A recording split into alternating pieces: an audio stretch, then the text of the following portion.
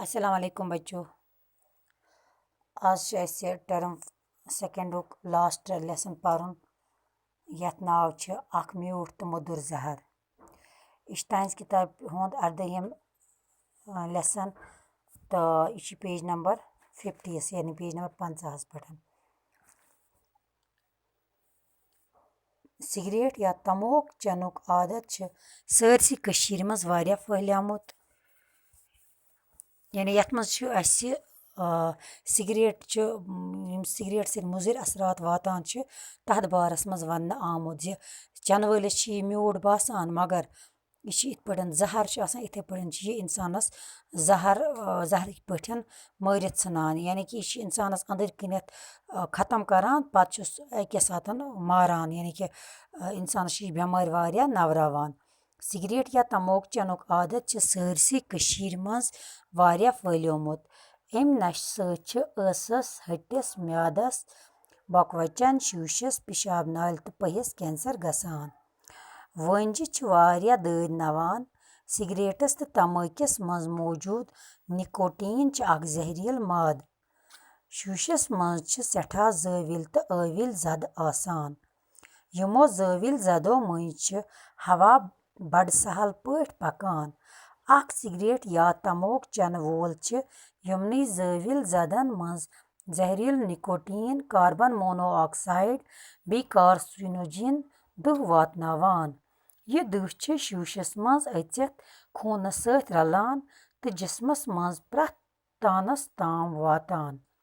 वार वार शीशस ज़ाविल जद बंद गछान पत् खतरनाक बेमारी कल कड़ान यानी बेमारी पत् खतरनाक बेमारी वथान पत्। दुनिया सेहत तंजीम वर्ल्ड हेल्थ ऑर्गेनाइजेशन रिपोर्ट मुताबिक हिंदुस्तानस मज सिगरेट नश सत प्रथ दुह 2200 या प्रथ वरी 8 लक्ष लूख मरान। यानी ईत्या सिगरेटिक आदि यूत्या नश करान तो पत् ईत्या लूख दोहस मरान तो वरियस मरान 8 लक्ष लूख। यह अख बुर आदत अमि सत सेहत खराब गछान।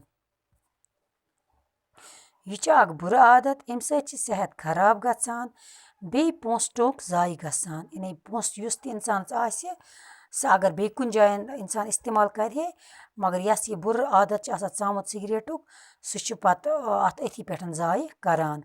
अस पज़ अमि बुर आदत निश लोब रोजुन यानी अस पज़ अमि निश दूर रोजुन। अस पज़ सारनी लॉकटेन बड़ेन तो बुजुर्गन ताम यह पैगाम वातनाउन सिगरेट नश सानिस मालस तो जानस अख बोड़ दुश्मन। अमि नश निश रोजियो पथ। यानी अस पज़ पानस पे यह अपनाउन यह अमल अस पज़ न सिगरेट चोन कहें न पज़ अस गरक्यों मज कंस बाचस दिन सिगरेट चेन बे यम अस पन टठ आसन रिश्तेदार आसन हमसाय आसन तमन त गस वनुन सिगरेट गस न चोन कहें क्या कि यह फायदे मंद चीज कहें। तो सिगरेट डबस पे लिखित आसान सिगरेट डबस पे कन लिखित आसान सिगरेट नश इंसानस मारान। तवे पज़ अस सिगरेट निश दूर रोजुन। वह अत मज लफज मानी पर वनस पे सोज बह इंशाल्लाह सुबह अमिक स्टडी मटीरियल तमिक ऑडियो तो बे सोज बह अमिक क्वेश्चन आंसर सुबह। लफज तो माने लफज निकोटीन कार्सिनोजिन जो साइंटिफिक टर्म यथ मज यूज आम कर। गोडनिक वो निकोटीन कत वन निकोटीन अख बेरंग जहरील माद युस सिगरेटस तो तमोकिस मज आसान। यानी अत रंग आसान कहें मगर यह सिगरेटस तो तमोकिस मज आसान तो यह इंसानस अंदर कनत खत्म सान कर। कार्सिनोजिन सरतान पैद करनुक अख माद युस तमोकिस तो सिगरेट दुहिस मज आसान। यानी यह तमोकिस तो सिगरेट दुहिस मज आसान यह बेमारी फैलावान युवन केमिकल ते। उम्मीद तुह तगो यह असल पे सबक पर्न तो वह इंशाल्लाह सुबह सोज बह अमिक स्टडी मटीरियल। अदे बिहु खुदायस हवाल। अस्सलाम वालेकुम।